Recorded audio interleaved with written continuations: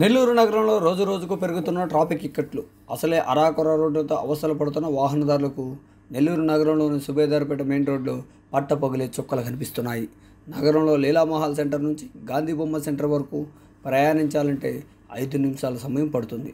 ప్రస్తుతం ఈ మార్గంలో లక్కీ షాపింగ్ మాల్ ఏర్పాటు చేసినందున ఈ మార్గంలో ప్రయాణించాలంటే దాదాపు 20 నిమిషాల సమయం పడుతుంది.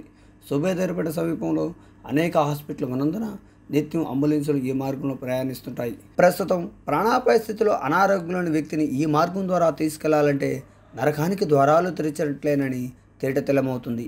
సంబంధిత శాఖల అధికారులు నిబంధనలను గాలి కొదిలి లక్కీ షాపింగ్ మాల్ వంటి భారీ భవనములకు అనుమతులు ఏ విధంగా ఇస్తారని నగర ప్రజలు గుసగుసలాడుతున్నారు. రానున్న రోజుల్లో లక్కీ షాపింగ్ మాల్ మార్గంలో ట్రాఫిక్ ఇక్కట్లతో ఎంతమంది బలికానున్నారో వేచి చూడాలి. ఇప్పటికైనా లక్కీ షాపింగ్ మాల్ అనుమతులపై సంబంధిత శాఖల అధికారులు పునఃపరిశీలించవలసిన అవసరం ఎంతైనా ఉంది.